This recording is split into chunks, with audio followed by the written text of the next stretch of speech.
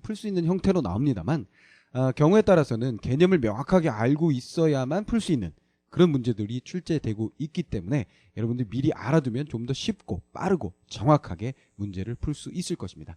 자, 우리 문법이 우리 모국어 화자이기 때문에 크게 어려운 부분은 없고 또 고등학교 문법 수준은 그렇게 높지 않기 때문에 여러분들이 그냥 차근차근 선생님 따라오시면 웬만큼 정리가 될 거라는 생각이 들어요. 자, 그래서 선생님도 이 강의는 고등학교 문법 교과서 정도의 수준 그리고 그 교과서에 있는 예들을 가지고 자료를 만들어서 강의를 하도록 하겠습니다. 자, 그럼 첫 번째 시간인데요. 가장 기초적인 얘기, 소리에 대한 얘기입니다. 음성과 음운입니다.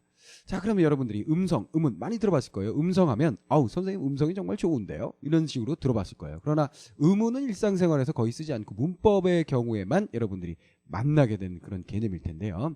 자, 그럼 이 둘의 가장 큰 차이점은 뭐냐? 어쨌거나 일단 먼저 공통점을 얘기해 보면 둘 다 언어음입니다. 즉 언어를 그 의사소통을 하기 위해서 언어 생활을 할 때에 만들어지는 인간에 의해서 만들어지는 소리를 언어음이라고 하는데요. 그 언어음에 해당이 됩니다. 자, 가장 큰 차이점은 음성은 의미와 무관하지만 음운은 의미와 관련이 있습니다. 알겠죠? 자, 그다음 또 큰 차이점은 음운의 음성적 실현 단위가 음성이고요. 알겠죠? 그러면 음성에 의해서 실현되는 것이 바로 음운이 되겠죠. 자, 이게 무슨 얘기냐? 음운하면 가장 쉽게 얘기하면 이렇게 얘기할 수 있을 거예요. 각 언어가 가지고 있는 자음과 모음이다. 이렇게 생각하시면 됩니다. 우리 자음 같은 경우 뭐냐? 기억, 니은, 이제 나오죠? 모음, 나오죠? 이것들이 다 자음과 모음이에요. 이런 자음과 모음들이 결국은 음운이 되는 거고 요걸 그대로 읽어서 발음하는 것이 바로 음성이 되는 겁니다. 자, 예를 들어 기억 플러스 아 하면 뭐예요? 가가 되죠. 야, 가 임마, 가. 요거 그렇죠? 자, 이게 바로 음운을 결합해서 하나의 단어를 만들어서 언어 생활을 영위하는 거거든요. 자, 그런데 기억과 아를 순간 발음할 때 그것은 바로 뭐가 된다? 음성이 돼버립니다. 그럼 여러분들 헷갈리죠. 아, 뭐 기억과 아, 뭐 붙여서 발음하면 그게 음운이고 음성이 음운 음성을 뭘 구분해요? 기억하고 아하고 하면 가 발음되는 거 그거 왜 골치 아프게 구분하고 그래요? 자, 왜 구분하게 되냐면요. 기억의 발음이 있을 거고 아의 발음이 있을 거고 얘를 결합했을 때 만들어지는 발음이 있을 거예요. 근데 그 발음이라는 게 1000명이 하면 1000개의 발음이요. 그리고 한 사람이 발음을 하더라도 지금 발음한 것과 1초 후에 발음한 것 사이에 차이점이 존재하게 됩니다. 정말요? 정말입니다. 이걸 뭐 컴퓨터로 이제 녹음을 해가지고 분석을 해본다면 미세한 차이점들이 다 있어요. 그래서 완벽하게 동일한 발음이 만들어지긴 굉장히 어려운 거예요. 무슨 말인지 알겠죠? 그래서 이렇게 우리가 머릿속에 가지고 있는 기억의 발음이라는 것, 그 다음에 아의 발음이라는 것, 이것이 바로 음운이에요. 머릿속에 우리가 가지고 있는 것이 음운이고요. 그것을 실현해서 각기 다르게 막 발음이 되지만 같다고 느껴지는 그 소리들, 실제 실현되는 것들, 그게 바로 음운입니다. 무슨 말인지 알겠죠? 그러니까 여러분들에게 뭐 노란색을 가져와봐, 노란색을 칠해봐 라고 얘기했을 때 각자의 물감이 가지고 있는 색깔이 다르고, 그죠? 또 각자 생각하고 있는 노란색의 개념, 노란색의 그 뭐 만들 수 있는 환경이 다르기 때문에 노란색을 쫙 가져오고 칠하고 했을 때 미세하게 그 색들의 차이가 있을 거예요. 어떤 애는 물감을 더 많이 칠했다, 물을 더 많이 섞었다. 또 어떤 애는 뭐 어디 회사의 물감을 사용했다. 뭐 어떤 애는 뭐 크레파스를 사용했다.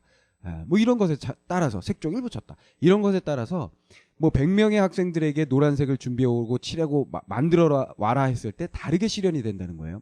하지만 모든 아이들이 제 노란색하고 내 노란색은 조금 다르지만 각자 보고서 너 노란색이구나, 너 노란색이구나, 넌 왜 빨간색 가져왔어? 그 빨간색은 명확하게 구분을 하게 되는 거죠. 무슨 말인지 알겠죠?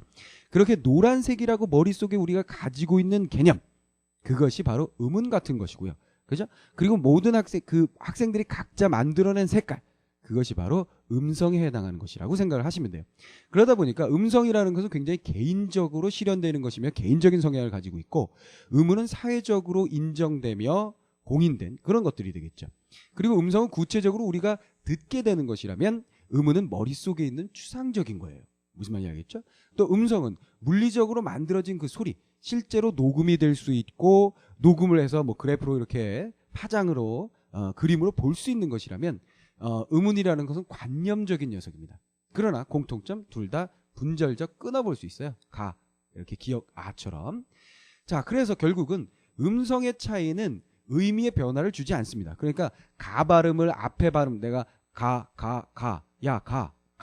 가 이렇게 세 번을 발음했다고 쳤을 때 앞에 첫 번째와 두 번째와 세 번째가 뜻이 다르지 않죠. 음성적으로는 분명히 다르지만 뜻이 다르진 않아요. 그렇기 때문에 의미와는 무관한 의미를 변화시키거나 의미를 구분지어주는 역할은 하지 못합니다. 하지만 의문은 분명히 다르죠. 그죠?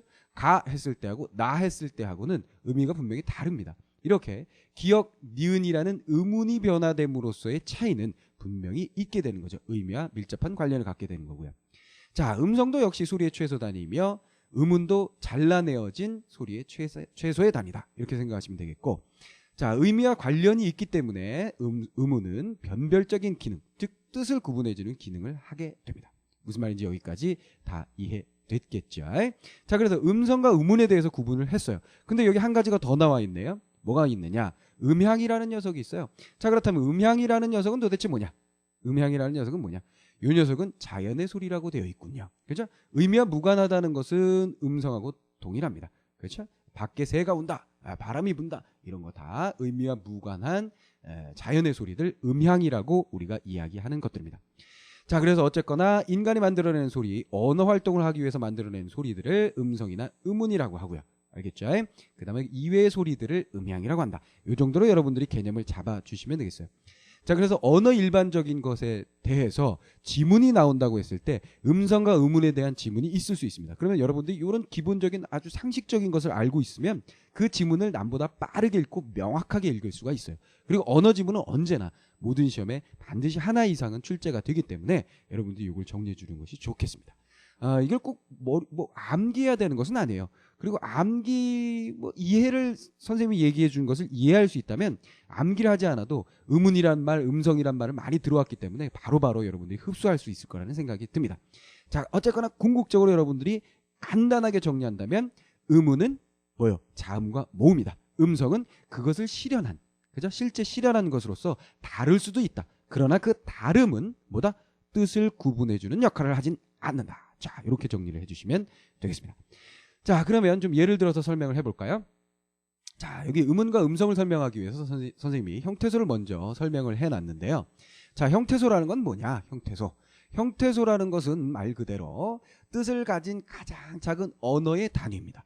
그렇다면 여기 굴, 둘, 뭐 어쩌고 발, 벌, 어쩌고 저쩌고 이것들은 모두 다 뜻을 가지고 있어요. 자, 그러나 굴을 우리가 분석해보면 기역, 우, 리을로 분석을 해볼 수 있을 거예요. 그러면 기역 혹은 우 혹은 리을은 각각 뜻을 갖고 있지 못합니다.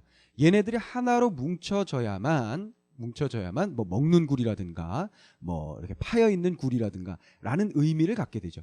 즉 굴을 더 이상 나누면 뜻이 없어진다. 더 이상 나눌 수 없는 형태. 그것을 우리가 뜻을 가진 가장 작은 언어 단위로서 형태소라고 이야기를 하게 되는 거예요. 무슨 말인지 여기까지 이해됐죠? 그래서 여기 나와 있는 건 모두 형태소예요. 자, 그런데 예를 들어서 선생님 이름이 성은문이요. 이름은 복기입니다. 특이한 이름이죠. 문복기입니다. 문복기.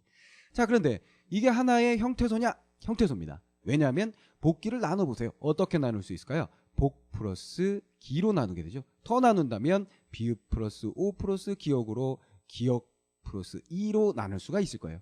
자, 이 아래 단계는 뜻이 없어집니다. 어떤 뜻이 없어지냐? 이 복기는 어쨌거나 여기 지금 등장하고 있는 못생긴 아저씨를 지칭하는 뜻을 가진 단어거든요. 그런데 얘를 이렇게 나눠버리면 얘와 얘는 각각 이 뜻과 전혀 별개의 어떤 다른 녀석이 돼버립니다. 무슨 말인지 알겠죠? 완전히 다른 뜻이 되거나 아니면 뜻이 없어져요. 그러면 이 이상을 나눌 수가 없다. 그래서 이 단계까지가 바로 형태소다. 이렇게 설명을 할 수가 있는 거예요. 자, 그럼 형태소를 왜 설명했느냐? 음운과 음성이 예를 들어서 설명하면 왜 했는지 알 거예요. 자, 음은 앞에서 얘기했던 거죠.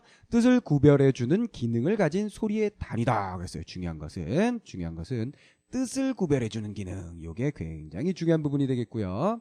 자, 국어 음운에는 단모음이 10개, 이중모음이 11개, 자음이 19개입니다. 19개. 네. 자, 그래서 뭐 개수를 외우는 것은 아니고요. 여러분들이 다 알고 있는 것들이에요.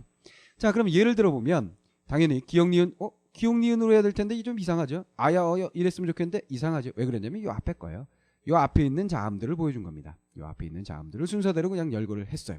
왜 그랬느냐? 자, 뜻을 구별해 준다는 게 어떤 건지 보여주기 위한 거예요. 자, 예를 들어서 굴과 꿀을 비교해보면 형태소라고 그랬어요. 더 이상 나누면 안 됩니다. 자, 그런데 얘를 나눠봅시다. 굴은 어떻게 나눌 수 있죠? 기역, 우, 리을.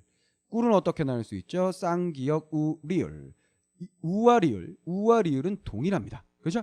근데 뭐가 다르다? 기역과 쌍기역, 즉 자음 기역과 쌍기역으로 다름으로써 완전히 다른 뜻이 돼버립니다. 즉, 요 단어와 요 형태서를 뜻이 다른 것으로 구별해주는 역할을 하고 있는 건 누군가요? 물으면 뭐예요? 우도 아니요, 리을도 아니요, 기역과 쌍기역이 되는 거죠. 즉, 자음으로 가지고 있는 우리가 기역, 쌍기역 등등등등등등은 뭐예요? 이렇게 뜻을 구별해주는 역할을 하게 된다는 얘기입니다.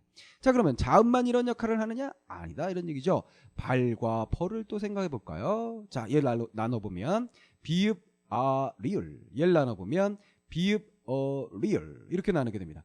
자, 그러면 요 경우에는 아와 모음이 다름으로써 완전히 다른 뜻이 되죠. 그래서 이 경우에 아와 어는 뜻을 구별해주는 기능을 하고 있었다. 이렇게 정리할 수가 있겠습니다. 무슨 말인지 알겠죠? 그러니까 지금 선생님이 형태소를 먼저 설명한 이유는 형태소를 통해서 왜 뜻을 가진 건 형태소부터 뜻을 갖게 되니까 뜻을 어떻게 구별하는 역할을 음운이 형태소 내에서 하고 있는지를 보여주기 위해서 먼저 예를 들었고요. 자, 그럼 이게 바로 음운이에요. 쉽게 얘기하면 뭐라 그랬어요? 뜻을 구별해주는 기능을 가진 소리의 단위로서 모음과 자음이다. 이렇게 정리하시면 된다 그랬어요. 자, 음성은 뭐냐? 구체적인 소리 하나하나에 뜻을 구별짓는 일을 하지 못한다 그랬어요. 자, 음성은 구체적인 소리 하나하나다. 그러나 뜻을 구별짓진 못한다. 자, 앞에서 뭐라 그랬어요? 음운이 있으면 그건 머릿속에 있는 것이요, 그것을 실제적으로 물리적으로 만들어내는 것이 바로 음성이라고 그랬죠. 그러나 의미한 무관하다 그랬어요. 뜻을 구별짓는 일은 하지 못해요. 자, 예를 들어서 곡이라고 했을 때 분명히 여기 같은 자음 기역과 기역이 두 번 등장하게 됩니다. 근데 앞의 기역과 뒤의 기역은요, 성격이 달라요. 앞의 기역은 실현의 과정에서 그대로 안 울림 소리로 발음이 되지만 뒤의 기역은 울림 소리가 되어버립니다. 자, 그런데 우리가 고기라고 얘기했을 때 누구도 앞에 있는 기역, 안 울림 소리인 기역과 울림 소리인 뒤의 기역을 다른 자음으로 생각하진 않는다는 거예요. 무슨 말인지 알겠죠? 머릿속으로는 분명히 같은 자음으로 생각하는데 발음할 때는 그 실현 환경에 따라서 다르게 발음이 된 거죠. 자, 이렇게 이 앞의 기역과 뒤의 기역이 발음상 다르다고 해서 어떤 뜻을 구별해주는 역할은 하지 못하고 거의 느끼지 못합니다. 무슨 말인지 알겠죠? 이런 걸 우린 뭐라 그런다? 음성이라고 한다 그랬어요. 하나의 단어를 아까 가 예로 들었잖아요. 이 경우에도 조금씩 미세한 차이가 있다라고 선생님이 말씀을 드렸었어요. 자, 그래서 음성과 음운을 예를 들어서 설명을 했고요. 이 변이음이라는 건 요거 나온 김에 이야기를 하는 거예요. 이렇게 환경에 따라서 다르게 발음되는 것. 한 음운이 환경에 따라서 음성적으로 이런 말들이 뭔지 이제 쉽게 이해가 되는 거죠. 달리 실현된 것을 우리는 변이음이다. 다르게 변화된 음이다. 이렇게 이야기를 한다라는 겁니다. 자, 그래서 첫 번째 시간 아주 기초적인 우리가 언어로 활동을 하고 의사소통을 하는데 가장 기본 단위가 되는 음운에 대해서 정리를 해봤습니다. 자, 그런데 음운만 그냥 딱 설명을 하면 음운에는 뭐 자음과 모음이 있고 우리말 국어에는 기역, 니은, 뭐가 있고 아야, 어가 있다 이렇게 설명을 해도 되겠습니다만 그 음운이 무엇인가 좀 구체적인 실현된 것이 아니라 머릿속에 추상적으로 저장되어 있는 것으로서 우리는 그것을 이렇게 기호화해서 표현하고 쓰고 전달한다라는 좀 더 어떻게 보면 좀 고차원적인 쪽으로 가게 된 거죠. 그러니까 우리가 초등학교나 중학교 시절보다는 조금 업그레이드된 그런 개념이다 이렇게 생각을 하시면 되겠습니다.